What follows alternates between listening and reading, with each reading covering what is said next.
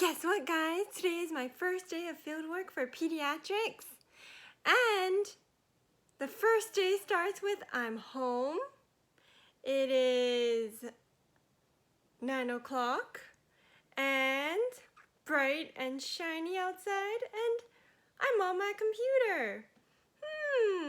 Isn't that nice? Oh, yes. I'm very curious how the day is going to play out, and I'm sure a lot of you who would be starting telehealth as well would be very curious on how the day pans out for telehealth. So, come join me. Let's go check it out together. Whoop. Okay. So right now, I am just waiting for the Zoom sessions to start. So the way that it worked with me and my supervisor is she sent me the links via email for all of the meetings, and it's populated into my calendar, and then I just go to each of the meetings for the day, or at least that's how I'm understanding it, and then we're gonna meet together at the time and then debrief afterwards. So wish me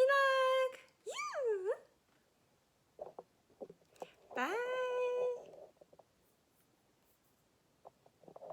Hey guys! I was just saying bye to the group on Zoom, and now it is time to talk to you guys. Oh my goodness, this is so fun! It's so cool working with Trojan. We just had 2 sessions, and one was the outpatient setting. So we talked with 2 kids on Zoom, and the occupational therapist had provided them resources online, and the kids each have their own whiteboard, and thankfully I have my own whiteboard at home, so I got to join them, and they were identifying objects and then spelling it out, and we would write it with them. So we'd write the letter on for them and then have them join us, write it, and we described it. So say we're writing an A, make the circle and then line down. So stuff like that. It's so cool. And I feel like it brings out the kid in me, seeing the kids, and it's just so exciting. I'm just over there clapping and being like, oh yay! Oh, I love it, guys. I mean, I love working with all the populations, but it's true. Just seeing how the kids, that spark that comes to them. So whether they have anxiety or unable to speak, working on speaking. Now never say unable to, because that creates a barrier in one's potential. Or at least that's how I see it. So I always want to see it as working on building their confidence to be able to talk to others, to be able to take turns and be able to write, work on their fine motor and gross motor skills, all of that. And in just 2 sessions, we got to see all of that, working on initiation, working on coordination. Oh my gosh, I love it. I love it. And now it's break time. My supervisor is doing some meetings right now, the individualized education plan meetings with the Trojan at the school. And so some of them don't want to have students there, which makes perfect sense. So I will be joining later when there's more, when they want to have a student there. And oh, the other thing was the second session was a push-in, meaning so we, the occupational therapists and the student, we go in to the teacher's classroom and have the student work with us in the classroom. In this case, because it's telehealth, what we did was we went into a breakout room with the student from the teacher's class Zoom link, and then worked with the student there. It's very cool, guys. All right, I'm gonna have some lunch now, and then I'll be back in session at 1:30. So during this break time, I am looking at the resources that my supervisor used during the Zoom sessions. And she used this for one of them, New Year's resolutions. So she had the children on their whiteboards. On the whiteboards, she had the kids write 2 things they want to try in 2021, and then their goals for 2021, favorite memories of 2020, and what they're grateful for. And then you also have, let's see, that's the same thing. But this was very interesting because the way she did it was she had the children say what they wanted. Say each part. So new things I want to try in 2021, stuff like that. She had them say it, and then she had them write it. So she wrote it first, and then she had them write it. And she started off with just like a few words, and then she turned them into sentences and had them write the full sentence. So the challenge with having them write on the whiteboard is that they have limited space. So they have to work on writing straight. Why is this not focusing? Sorry guys, I can't seem to get it to focus. But anyway, she had them write it straight and within the limited space they had on the whiteboard. I gotta clean this better. Okay, so I am going to do exactly what it says here and sign up for that free access and get this membership, the free one for now.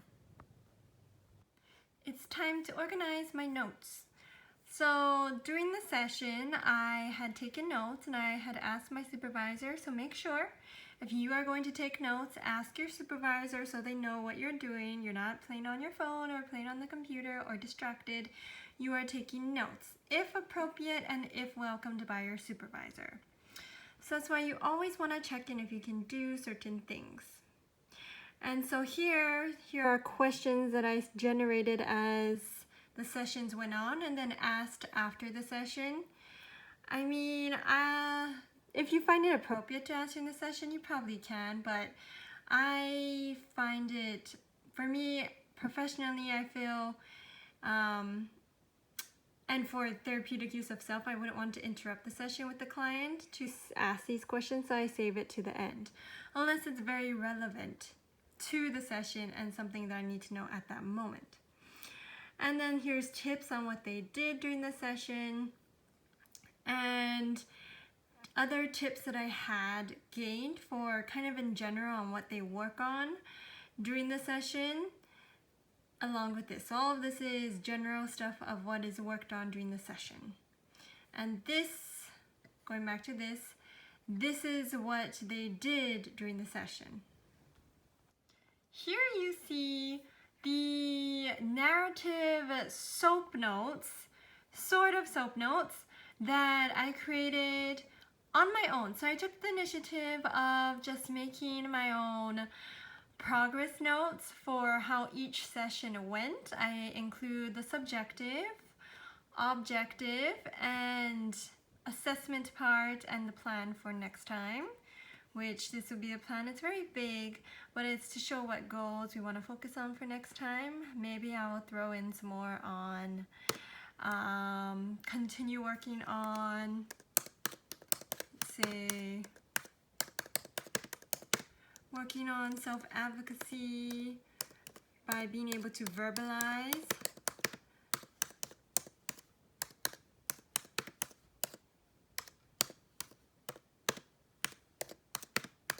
Sorry, I'm typing so that you can see it. So something like that. All right, and don't forget, I'm still a student, so I'm learning how well my notes are. so don't take this verbatim here. And also, I want to point out that even if the occupational therapist that you're working with, granted this is day 1, and she said that I didn't have to write up anything, that she's going to write the notes, but for your own learning, always remember that this level 2 fieldwork or fieldwork in general, it could be level 1, you are taking this on as a learning opportunity, so make it your fullest. It's kind of like what we learn in occupational therapy, that the occupations build our skills. And here, why not I try to write the notes myself so that I can actually build my skills more? That's how I work. I mean, everyone works differently, and I found for myself, this works best by actually doing it and seeing. It generates questions within myself like, oh, can I say that? Is that actually an objective or is that subjective information? And so then I can go back to the therapist, my CI, and ask. Because this field work is a wonderful opportunity that you are a student. I mean, you don't necessarily have liability yet, so you can ask all the questions you want to make sure that you are going to be on track for when you graduate and become your own therapist, and you are going to be making the decisions yourself. And also keep in mind, when I say ask all the questions you want, I don't mean ask things that you can find on the internet and easily find on the internet. If it's something hard, something that requires more thorough explanation, or you want to understand how they are deciding what they're deciding, then ask. It's always good to see what others are thinking. So that's me just typing up my notes for each session, and I put in numbers for them just for confidentiality, particularly because I'm filming, so I do not want to have any information be thankful for school giving us these resources. Well, granted we had to buy them, but having books to reference. So I am referencing this book by K. Smith O'Brien, Occupational Therapy for Children and Adolescents. So I'm going to get myself back into all the things I need to know. I have been dabbling, meaning reviewing it prior to starting fieldwork, but it's good for me to get back into it when I'm looking for specifics. So right now, specifics I'm looking for is sensory integration, so I'm going to head over to this chapter. Also, I'm going to reference some other resources such as the internet. For behavior regulation, that's something that was noticed in all of the sessions, self-regulation, behavior regulation. And so I kind of want to take a look at some of these resources. Ooh, that looks good. We just saw 2 more children, 2 boys, and they also worked on their New Year's resolutions, saying it and then writing out what their goals were. So it's nice because you get to see them working on the academic part where they're working on the reading and the writing and handwriting. But the thing is that, so before I used to think, well, what's the difference between the teacher and occupational therapy?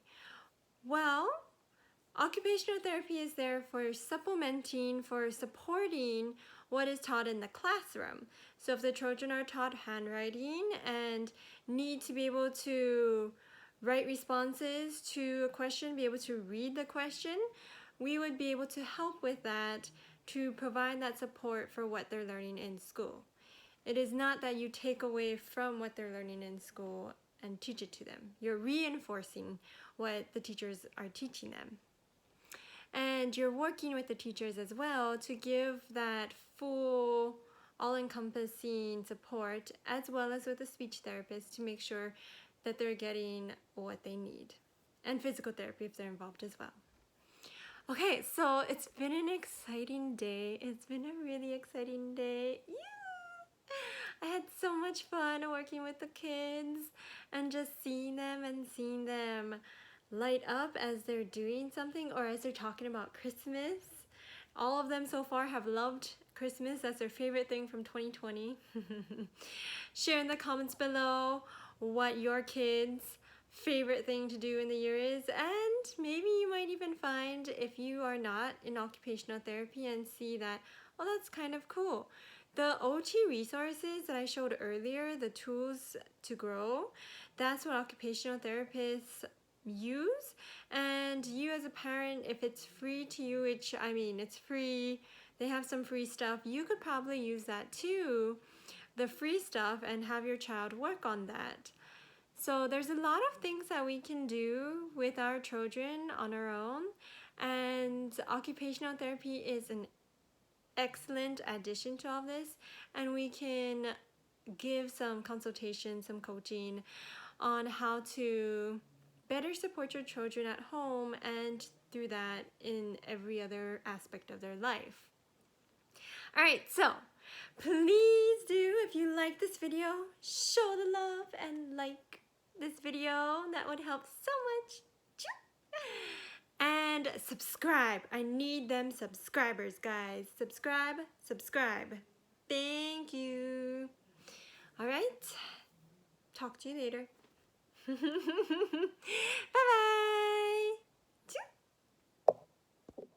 At the end of this video, you will find my random dancing.